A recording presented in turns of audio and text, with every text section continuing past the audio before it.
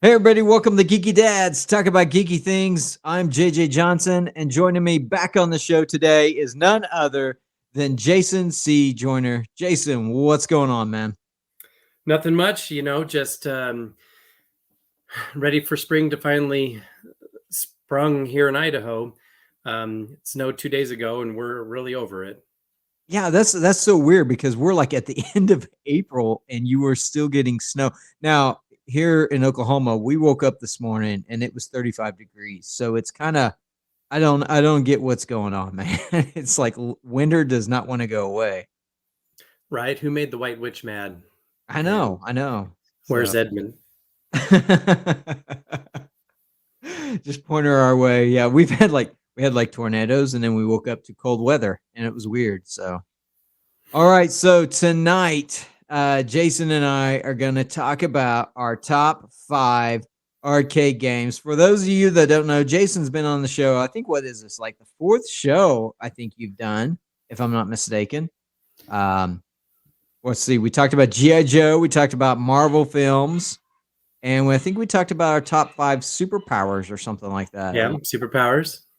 So, yeah. So, folks, if you hear a dog barking in the background, that is mine. And I apologize. And that's because my wife is walking in from the garage right now and she's excited to see her gone. So, anyway. All right. So, tonight we're going to talk about our top 5 video games that we grew up, not video games, arcade games. Clarify that we grew up playing in different locations. Jason, where did you play arcade games at? Yeah, so I grew up 2 blocks away from the local bowling alley. And so they had their arcade tucked in a side room, and that was the place to be, especially in the summer. And it was in the 80s, and you went there with your stack of quarters. And I would even ask mom if I could weed the tomatoes, which I hated tomatoes back then. But whatever I could do to earn a buck to go play some video games during the summer. If I wasn't at the swimming pool, then I was at the arcade, and just the neighborhood. It was the neighborhood draw, So you go there and you see your friends and your frenemies, the people that would you compete with on the games, and it was back in the day when you'd stack the quarters on.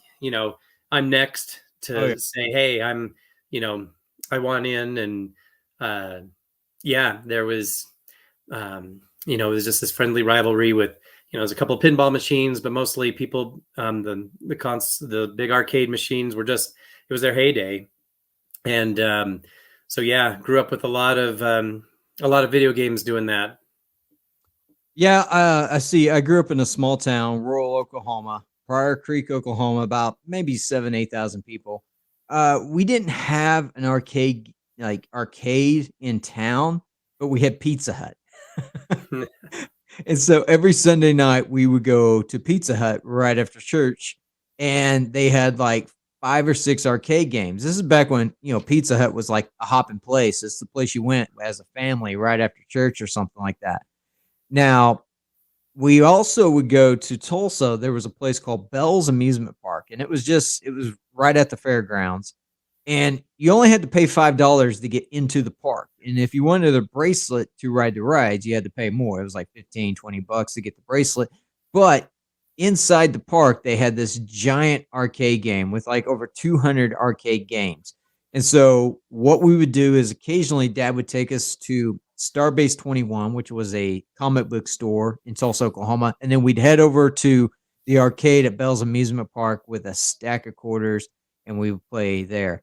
Now in high school, there was another place that opened up in Pryor in our hometown. It was called Side Pockets, and it was kind of like a pool hall for teenagers with pinball machines and arcade games. And I played a lot of arcade games. In fact, one of the ones that I played on my list, I played at Side Pockets. So those are the places that I grew up playing arcade games. So a little different than video games. I mean, I still had Nintendo and stuff like that at the house, but there was something about going to an arcade and just like, getting a hot dog and nachos and then hanging out with your friends, I think was a little different. What do you think?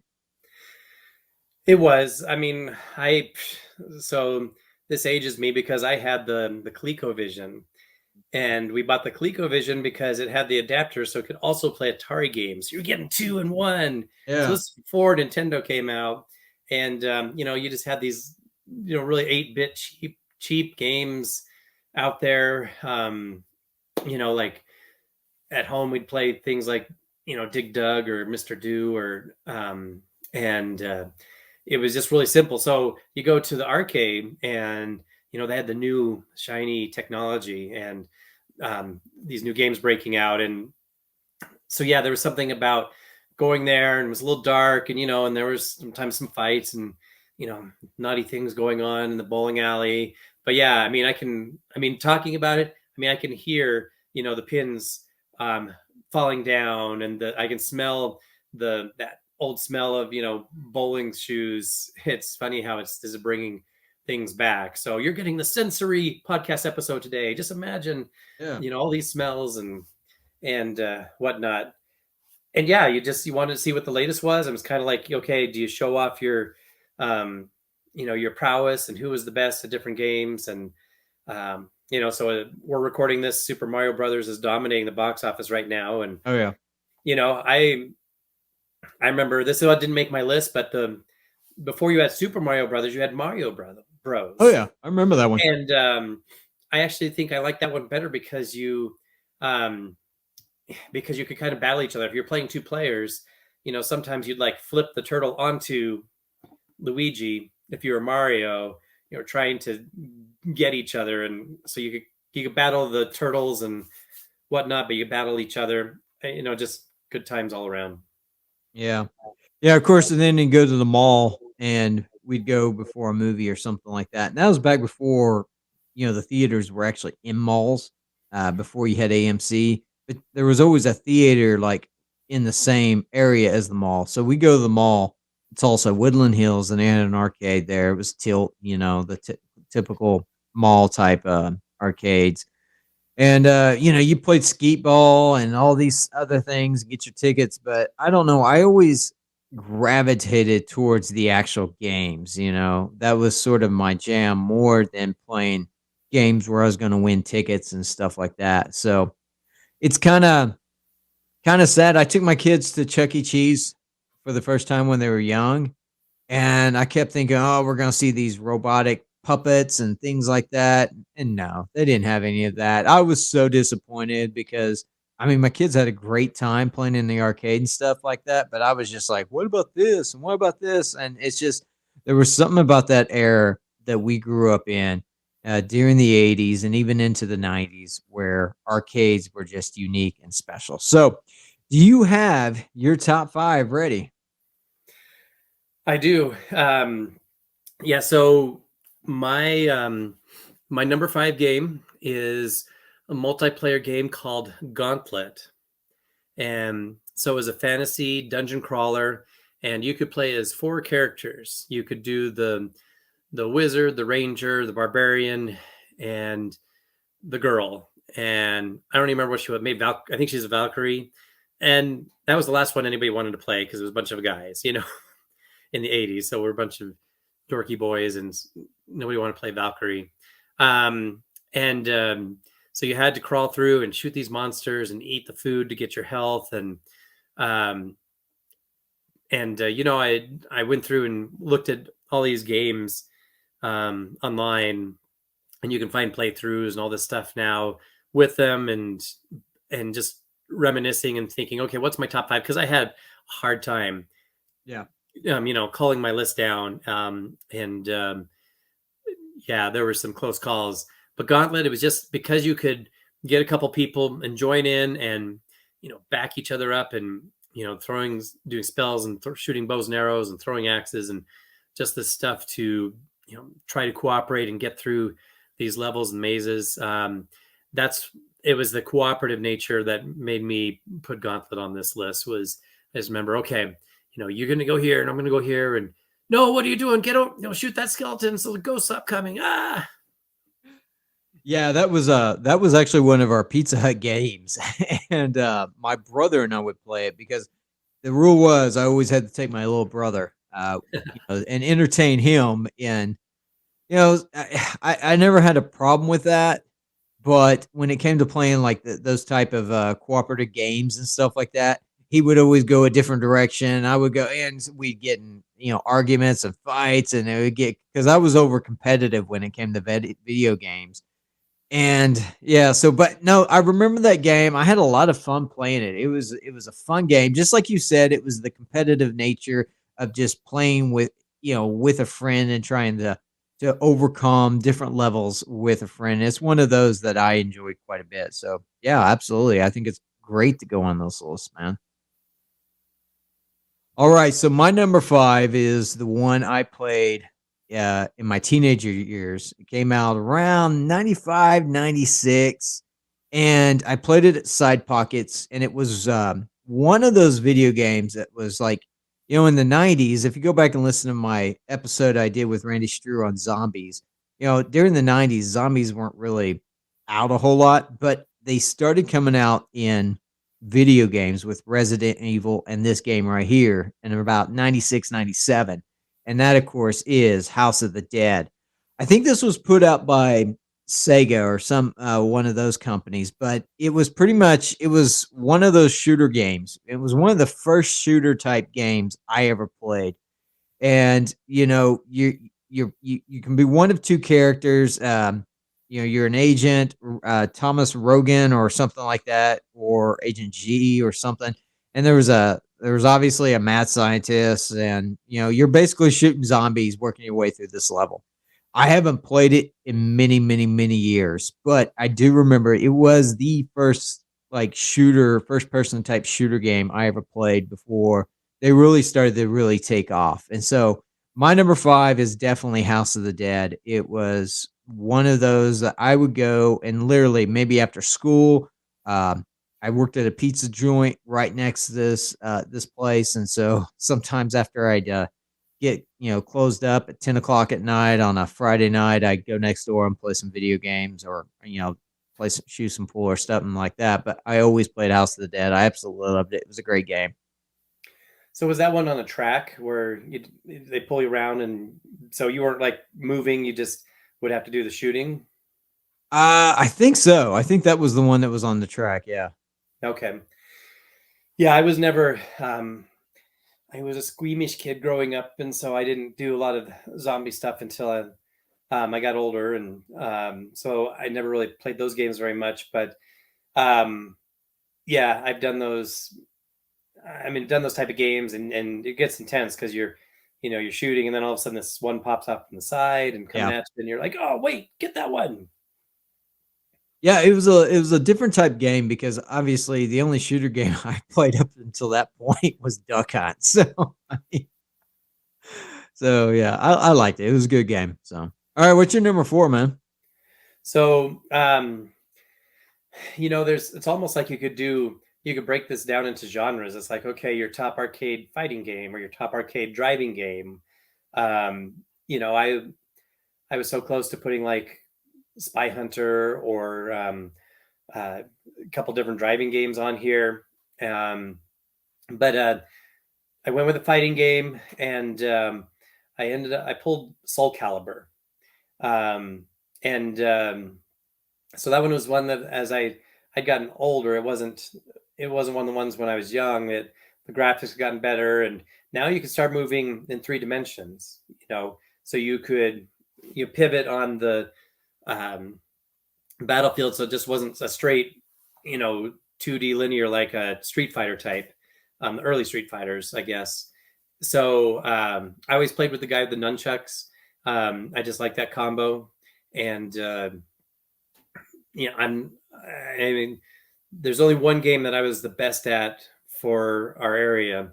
Um, so I was all right. I could hold my own, but I couldn't beat it, and I'd lose to people when we played head to head a fair bit, depended on how it went. But um, Soul Calibur just was the one that's like, okay, yeah. When I think about those type of fighting games, that's the one that rose to the list because you could learn combos, you could button mash, you could dodge more 3 dimensional, and so it just seemed like it was more of a breakthrough type of game, and that's why I put it on my list.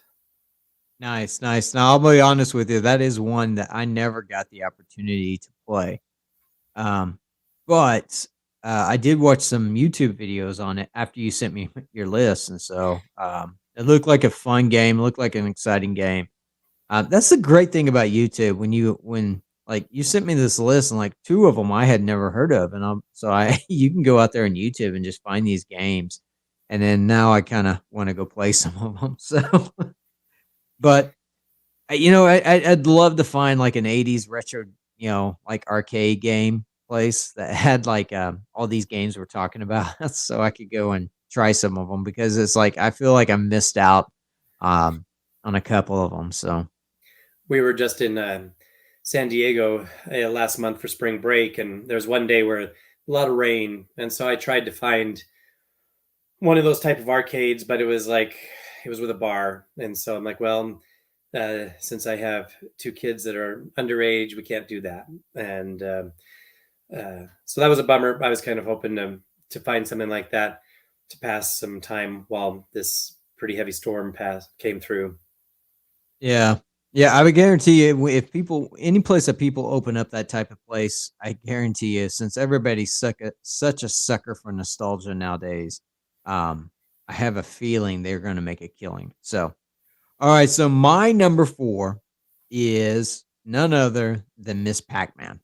Now, I felt like I had to put one of the Pac-Man games on here, but I had to go with Miss Pac-Man for a number of reasons. And I actually made a list. All right, this is how bad it is. But I just remember you had there was different color schemes with Miss Pac-Man. All right, and they would alternate at each game's intermission, and so each one of these colors themes was obviously a different maze.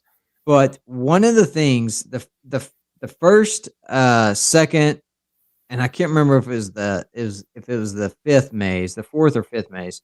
Um, what I loved about it is they would have two warp tunnels, so you had a top and a bottom, and while there were some more difficulties with the mazes in Miss Pac-Man, I felt like it gave the player just a slight more advantage at times where you could choose your warp tunnel and get away just in time. But there was other things like if you wanted to get like, the cherries or the things that would spit out, they would spit them out in different locations, unlike Pac-Man, where it was always just spitting them out sort of at one spot. So that kind of made it a little more challenging. So it was more challenging, but I love the fact that I had two warp tunnels, and I don't know why that stuck with me because I remember going and playing it and just being like excited that I could sit here and play Miss Pac-Man, and now I had two warp tunnels instead of just one. And for some dumb reason, that was the thing that always stuck with me about playing Miss Pac-Man versus regular Pac-Man is just the fact that you had two warp tunnels. Um, when I got the NES Classic, one of the first games I went to was Pac-Man. But they didn't have Miss Pac-Man, and I was telling my kids, "Oh, you gotta play Miss Pac-Man because they got two warp tunnels." And I haven't gotten Miss Pac-Man yet. I think I can get it on the Switch. They keep reminding me of that. So yeah, I gotta go with Miss Pac-Man at number 4. Yeah, I mean the Pac-Mans are such classic games, and whenever you went to like the pizza place or if they had something, it was going to be like Pac-Man. It seemed like, and But yeah, so simple. I mean, you just have the joystick, and you're not, you know. And of course, you played them. The music's iconic.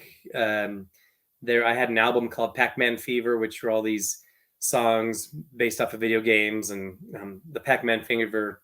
That's a banger. That's one that is fun to look up on Spotify or something. And yeah, but I was never good at memorizing the pattern. It's like, okay, you have to do this, and that wasn't me. I was kind of like flailed around. And there's one, we have a kind of one of those kids zones type places where they got laser tag and video games, and they had this Pac-Man battle or something. So 4 people are playing Pac-Man on the same map, and then you could eat one one special dot to eat the ghost, but you ate a different one and you grew really big, and you could go eat the other Pac-Man and take them out. Yeah. and I don't remember if it was called Pac-Man Battle or what, something like that. It was pretty big screen, split, and the graphics were just, it was Pac-Man's not super fancy, but it was, modern graphics and things. That was just a few years ago. So I like that one because it was like, okay, let's show my kids up. They can scorch me on Halo and things. But yeah, let's go old school, and I'll take you. Nice, nice. I don't think I've seen the Pac-Man battle, but I kind of like that. Kind of sounds interesting. I kind of want to go check it out. Um, I remember, I think it was when we were in Reno, Nevada. Um, they had a Pac-Man there at that little arcade, and they had like a big Space Invaders and stuff like that. So they had a couple of the classic games, and yeah, Pac-Man's classic, man. I mean, you can't go wrong with Pac-Man. I mean, it's kind of like just the regular Super Mario Brothers. I'll sit down and play that and just be lost for an hour or two. There's something about those classic games that just the simplicity, but yet at the same time, just being able to reminisce and just play it and have a fun game. All Oh right, yeah, what is your next one? What are we on? Number 3? we're on number 3. Okay. Um, so here's another one where it's cooperative, or you can kind of go at each other. And they made a movie about this one a few years ago with good old The Rock Johnson, and that's Rampage. Mhm. And as I was going through my list, I had some of these games and thinking about them, and then it's like, wait a second, Rampage. I mean, what a great game! You turn into a monster. You could be the lizard or the King Kong type or the Wolf Man, and you go into town and you eat these. You're tearing these cities apart. You just get to go in there and button mash and bash them, and then you eat the people that are hanging out the windows, and you try not to grab the TV or some electronic in the window so it shocks you, knocks you down. You can punch the other monsters, like you can go at each other, and then the military comes and tries to start shooting you, and you just get to, Rampage is the best name for it because you got to rampage, and you just wanted to see how long you could go, and I mean, just what a simple concept, but a lot of fun, tearing those cities down. Yeah, I always liked being the ape or the King Kong type. I'm trying to remember. Okay, so you had the ape that you could be. What else was there? Well, it was like the giant lizard kind of, This giant, so kind of like a Godzilla knockoff in a almost, yeah, sense, and then there's a giant wolf, and that's the one I usually would go for, was was the the wolf. wolf. I don't know if there was, I think there were slight benefits. I think the lizard walked a little faster, and maybe the Yeah, ape climbed a little better, um, and maybe the wolf was a little stronger. I don't. I think there was slight differences, but not so much that you really yeah. was super tactical or anything about it. No, it was a great game. It was a fun game. I don't know if I cared too much for the movie because that's kind of a tough one to make a movie about. But I love the game, and like I said, I was always the ape. And if I remember correctly, I think you're right. Each one kind of had its own superior strength, I guess you could say, um, to play with. I don't know. For some reason, I always went with like the King Kong type. I had a couple friends that went with the Godzilla lizard type, but yeah, I had a blast playing it. It was one of those games. It was one of those games that like it came and then it went, and then it came and then it went. They switch it out every so often, so I didn't get to always play it consistently, but it was always a fun game. I loved it. Yep, there you go. So what's your number 3? All right, now my number 3 is without question my number 1 Pizza Hut game. All right, and Making this me hungry. is oh yeah, Robotron 2084. Did you ever play this? I think so. But yeah, talk about it. I'm pretty sure when I looked at it, I had to think about it a minute. And Okay, so it's a simple premise. So basically, you're in this fictional world where robots have turned against humanity, um, and you're basically fighting robots, trying to destroy robots, rescue other humans who are trapped, and that's pretty much the premise of the game, but it had 2 joysticks, and I remember it because it was such a challenge to get used to playing with 2 joysticks, and one joystick, like, controlled your character and where they looked, where they moved, those type of thing, and the other joystick would control the weapon, where which way they fired and things like that, and I remember just trying to get the timing down.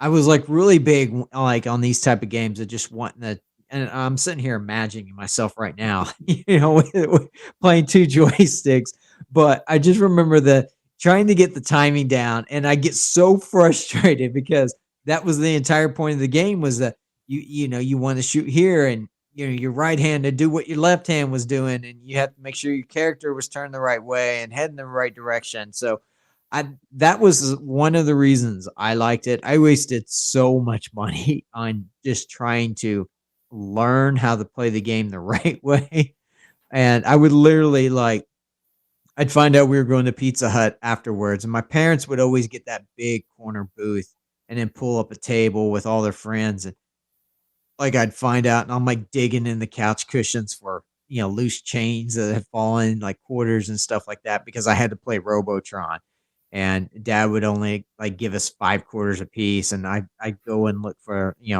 or I'd save up in my piggy bank for the week or something like that, and, try and sell an eraser at school or something like that so I could play Robotron at the Pizza Hut. It was an early '80s game, I believe. I think it came out in the early '80s. So this would have been about 87, 88, somewhere around there, that I was going and playing this at Pizza Hut. So, yeah, Robotron 2084, man. And isn't it funny now we're so used to the Xbox controller or the Switch or PlayStation, and Yeah. you're used to using our thumbs and Yeah. okay, guiding our character, spinning, and I mean it's second nature. But yeah, just to translate it to an arcade game, it was really different when you had those type of games, and you just got so used to the joystick and the buttons and doing your thing. So and yeah, I that shift would be tricky on any of those type of games. Yeah. All right. So I think we are down to our last 2. So what is your number 2? Well, again, you get these genres, and so I'm going to go sports with this one, and I thought about a minute for like NBA Jam with the outsized moves you could do and different things, but this one it actually came from my college days in 92, 93, 94. And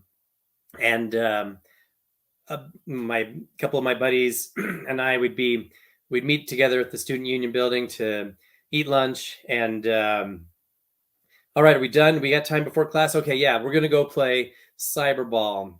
Sometimes it was cyberball 2072 or whatnot, but it was a football game with robots, and it was set in the future. And so you had you picked your teams, and you had you could pick a running play or a pass play, and I mean, and the controls were a little janky, and it just I think about it now, it's like that in one sense the game didn't age well, because controls are so much more fluid now with things.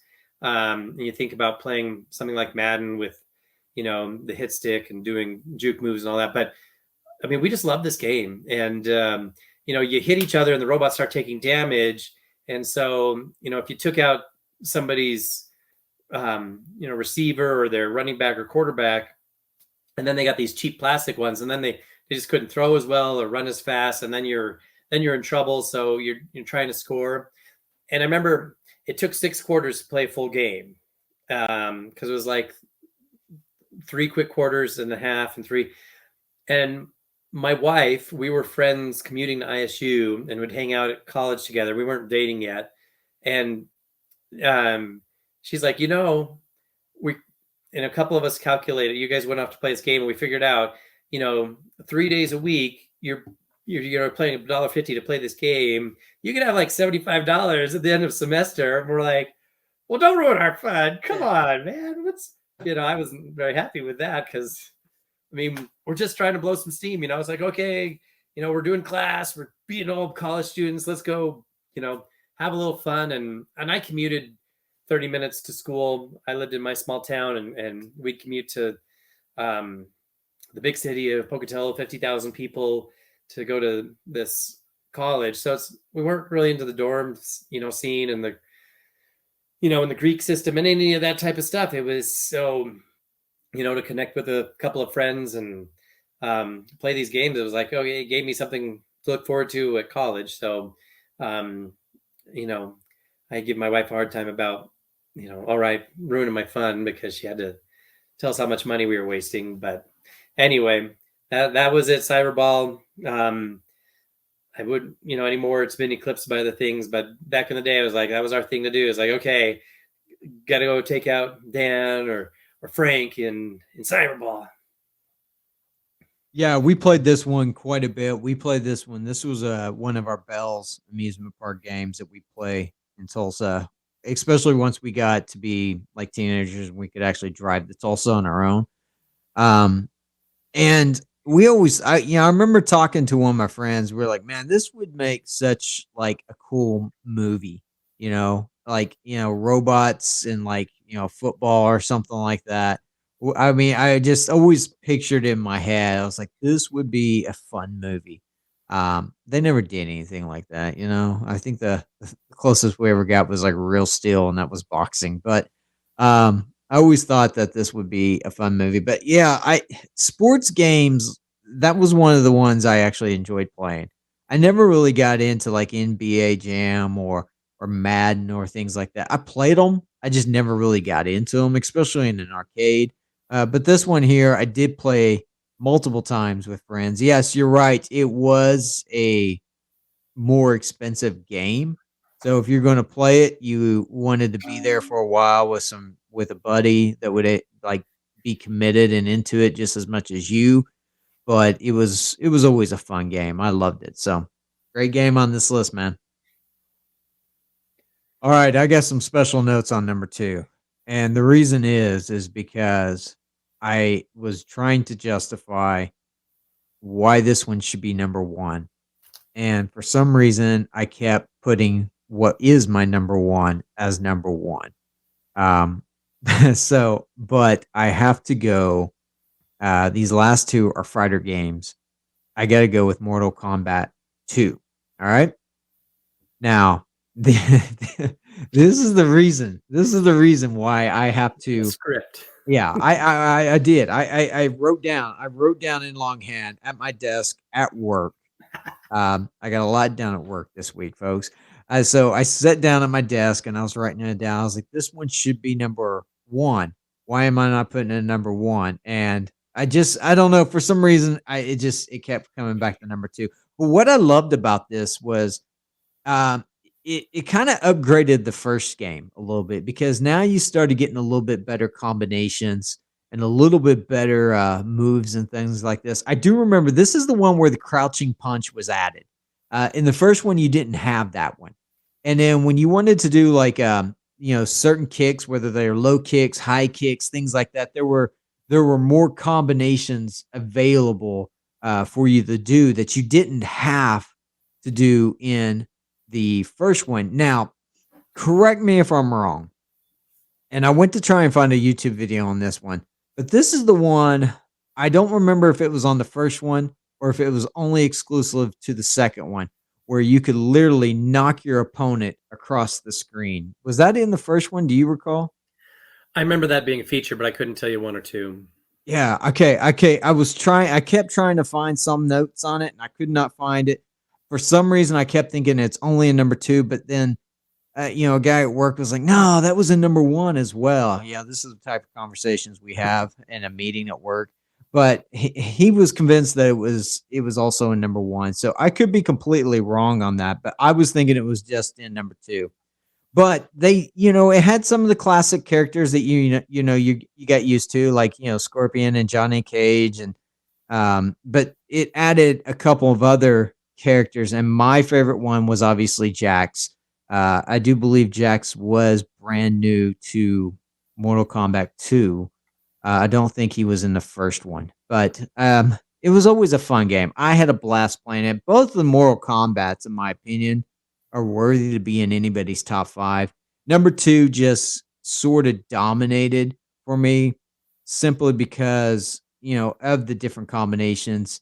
I mean, it's the same premise, the same type of story is being told here, but it just it did some things different that number 1 didn't do. So, what do you think?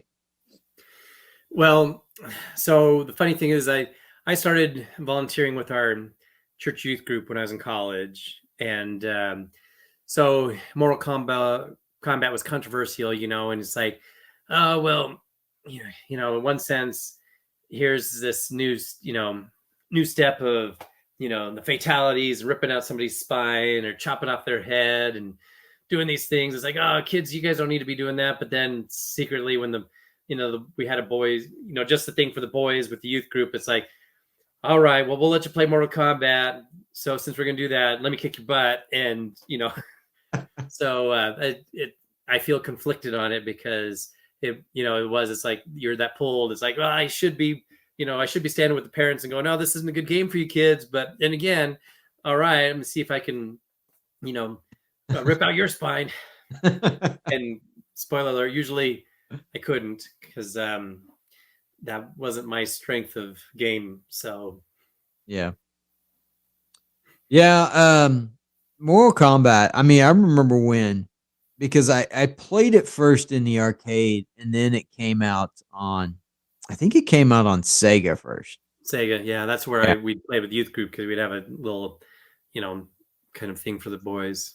Yeah, and I had both a, Super Nintendo and then I bought a Sega Genesis, from my neighbor, who was moving, and he was, like, in the military and things like that. I think he was, like, being deployed or something like that. Anyway, I bought it off of him, and I remember specifically going, I got to go get Mortal Kombat 2, and so I can play it without having to go to the arcade. But yeah, I mean, we'd sit there for hours just, in Tulsa at Bell's, just constantly playing Mortal Kombat or Mortal Kombat 2. And I remember the first time we went there, we kept trying to get in line to play it. And this is like, you talked about putting your quarters on. There was literally a line of like kids lined up, and we couldn't ever get in line, and the line was taken forever. So um, I just remember that, when it first came out and they first had it there for the first time, and somebody's like, "Oh, they got Mortal Kombat 2," and it was literally there was a line to be able to play the daggum game. So it took a couple more trips before I finally got to play it. So, but yeah, Mortal Kombat 2. All right. So, what is your number 1? Yeah, that brought back memories of sitting there, you're out of quarters or you're really bored, so you go just to watch other people play, see if somebody's there, and you get some of these kids that are really good or new game, and you're all gathered around it and going, "Wow, this is wild! Look at this one!" And can't wait to try it, and it's so popular. You have to wait your turn. You have to wait and get over Yeah. there when there's a time, um, and then sneak in. But so my number 1, it I don't think it's well known. I think you had to look it up if I remember right. I did. The And second one.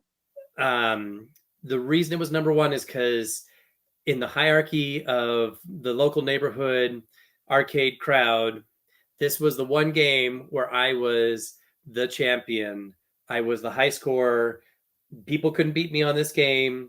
And maybe because it was not as popular as Super Mario Brothers or some of these, but this was my game that I ruled on, and it was called Mat Mania.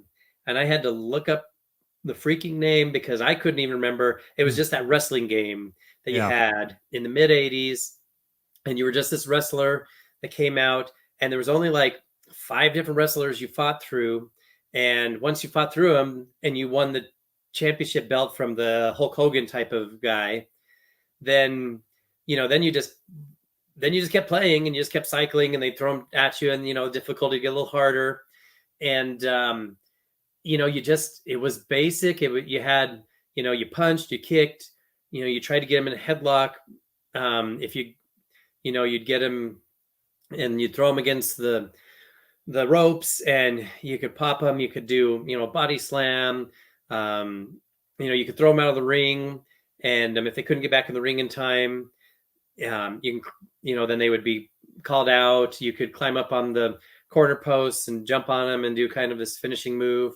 And it was just one that I got things figured out. And this is the '80s, and so these games weren't, the game was maybe a little racist because the hardest character was not the final guy that had the belt. About the third one in, there's a guy named Coco Savage, and he's a black guy in a Tarzan skin, and he just did this move where he bull rushed you with his shoulder, and so all of a sudden, whap, and you're down on the ground, and it always knocked you down, and you get up, and he just shoulder, bam, bam, hit you and knock you down. You couldn't get up, and when you could finally beat stupid Coco Savage, it's like the rest of these guys are chumps. Even like I said, he was probably harder than the guy who was supposed to be the, like I said, the Hulk Hogan analog, the ring bear, the guy, not ring, the belt guy who had the belt. He had kind of everybody's moves. Well, there's a dude with a piranha with this mask. He looked like a luchadora, and he would like bite you on the head, and you're like, stop cheating, you stupid slimy dog. But he wasn't so bad to beat. You had to get past Coco Savage. Once you did that, you're good to go. And that one, so I ruled the local bowling alley with Matt Mania. So it had to be my top arcade game because finally there was one that I was the best at. Nice, nice. It's very weird that I had never heard or played this game because of the two of us, I'm definitely the pro wrestling fan. So Yeah. I grew up in the 80s watching pro wrestling. And even in the 90s during the Monday Night Wars, I was big into wrestling. So, when you said that, I had in my mind, I was like, this is either like a kung fu type fighting game where they're on a mat, or it's a wrestling game. And I went and found an old video of this, and I'm like, my gosh, why did I not know this game existed? But yeah, it's those hidden gems like that we played growing up that most people, like our kids, are never gonna get to play, and that saddens me in so many ways. It's like you guys do not understand what it meant to go to like a local bowling alley or a local little teenage pool hall or a local arcade someplace and just hang out for hours with friends and play video games. Now they just all hop on Discord together and play from their different houses, where you and I growing up, we were either pulling all-nighters at a buddy's house or we were going to a local arcade to play, and both situations were just as fun. So, Yeah, yeah. we didn't have Twitch. We didn't have it come into our house. You had to go to the bowling alley and Ah, smell the sweat and the beer from the, oh, yeah. wafting in from the bowlers, and the cigarette smoke. I mean, back in the day, they're smoking in there and all those smells, and the music blaring. But you had the arcade turned up even louder, and we're just sitting there looking over Johnny's shoulders, like, "Hey, I can't see him do this finishing move. Oh my gosh!" Yeah. And that's another thing. We didn't have YouTube to go watch how to beat a level Oh or my to beat a gosh! shrine or something like that. If you wanted Yeah. to figure out how to beat something, you would sit there and look over your friend's shoulders as they figured it out and they did it. And that's how you figured this out. We didn't have Twitch streams, like you said, to be able to figure these games out. We had to do it the old fashioned way. And Or burn a roll of quarters, yes. you just I got in trouble because my mom kept a little coin jar on her dresser, and when she would come home, she'd take change out and put it in there, and so that was always a place. Hey, mom, can I go get some quarters out of your coin jar? And then I started being sneaky, and I stole a few quarters, and she found out, and so she put the coin jar away, and I got the lecture, you know, when you lose trust, it takes you a while to earn it back, and Yeah. I felt so bad, like, oh, and then mom wouldn't leave it out. It wouldn't make it so easy for me to go to the arcade for a while, and I just I really let down my mom because I was being a stinker. So yep, all those good memories, the guilt, and Yeah. going out and weeding the garden so I could earn another 4 quarters and go try to beat this stupid game. Yeah, yeah. And nowadays it's like, we would ask for quarters. Our kids come to us and ask, "Hey, can I have $10 to buy this map on Minecraft or this skin on Minecraft?" A little Yeah, different, you know? yeah, exactly. All right, so my number one, like I said, I had a tough time between this one and Mortal Kombat 2, but I got to go with Street Fighter. And I think I go with Street Fighter number one because I was very, very good at Street Fighter. And not only that, but this was the first type fighter game that I actually played. I mean, there were one-on-one matches, and you could either play your friend or you could play the computer one, and I think it was 3 rounds. Each player, it was 3 rounds, and if there was a tie, if the match ended before, a fighter was knocked out, it was whoever had the greater amount of energy. And I just remember the punches. You had Dragon Punch, you had the Hurricane Kick, you had Psycho Fire, you had all these different types of little punches and things like that that you could do. Gyrokin. Yeah. And this is where my competitive nature would come into play because I would have a friend who was just as competitive as me. I had 2 good friends, Greg and Travis Pierce. They were the twins. But growing up, we would go and we'd play Street Fighter, and we even when we got Nintendo later and the Segas, we'd play Street Fighter. Street Fighter was always one of those games, but we would go and play Street Fighters at like either the mall, at the arcade, or we go to like a Chuck E. Cheese or Showbiz Pizza or something like that, or we'd hit Bell's Amusement Park if we had extra money. But it was always just playing Street Fighter, at a random arcade that we knew had the game, and I mean we'd sit there for hours and play this game and just fight one another all the time, and it get competitive. But I do remember all those different punches and the combinations, and so I think for me it was the first fighter game I ever played, and it's part of why I ended up playing Mortal Kombat 1 and 2. But yeah, I loved it. And so my number one, without question, is Street Fighter. Well, and I mentioned earlier, Street Fighter almost took the place of Soul Calibur on my list, and it was such a it was a fun game. I think it really set the stage for so many of these games. I mean, you think of like Injustice with using the DC characters on the consoles, and I mean, all it is Street Fighter with different skins, and you would try the different characters to see who you liked, and I mean, some of your guys were pretty straight up fighters, and then you had the stupid Blanca or Dalsim, Yeah. with his stupid elongating arms, and Blanca with his rolling and shock attacks. Like, dude, cheap move, come on. And I mean, I think you always, I think I usually would default to like Ryu or Ken, and Yeah. I mean they were pretty similar, and it brought back to my being on the game and you're playing it, and then that game you could be playing through the World Challenge, and Yeah. a guy you could have here comes a challenger somebody could put in and go the second, and it was like the really good kid comes up, Oh, and I you're like, know. oh crap, no, he's gonna knock me off of here, and then and then whoever has the console has the you know so yeah, it seemed like with Street Fighter 2 maybe that we had in our bowling alley. I couldn't tell you the difference between 1 and 2. I know later on they gotten, then they added like Cammy and some of Yeah. these other characters, but yeah, that one was a great one. It was really close. Now I kind of wish I'd put it in, but we had to have it was your number one, so it needed to be there. And who can forget the beating up the car bonus round in the middle? Oh yeah. Oh man. There's so many arcade games. There's a lot of good ones out.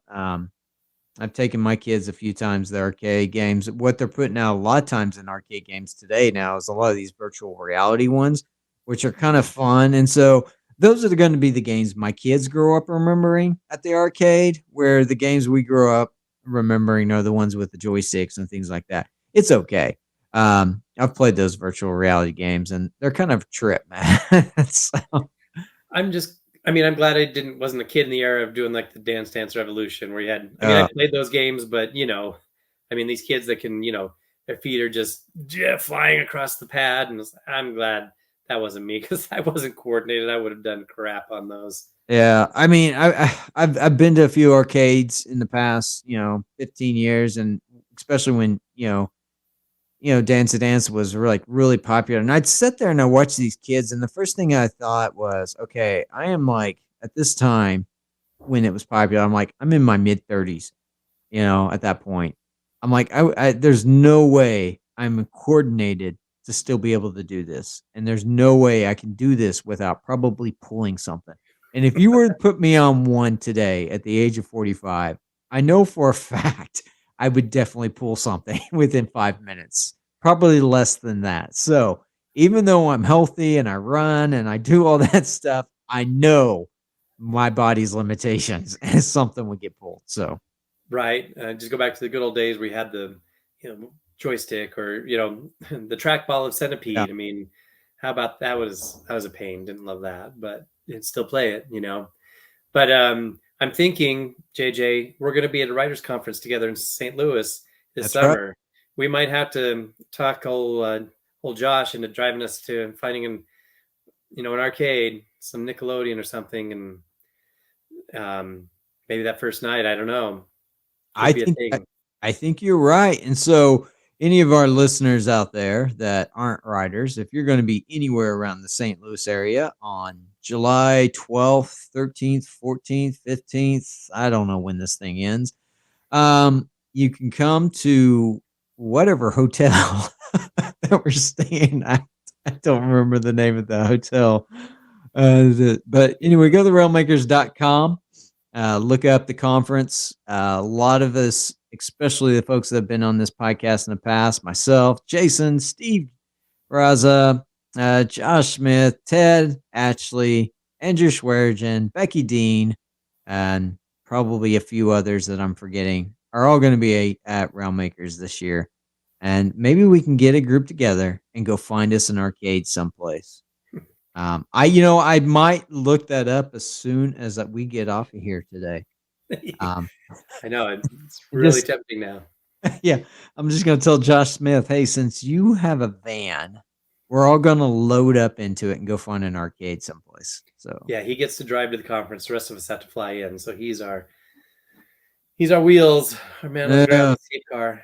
yeah, I got an early morning flight that week, so Mine's not terrible, and I won't get there midnight this time. So oh get there at yeah, least an hour. I remember going and picking you up at the St. Louis airport around midnight. So Yeah, yeah. I think that last time we went there it was pretty late getting in. So all right. Well, Jason, we have beaten this thing to death. Our top 5 arcade games, folks.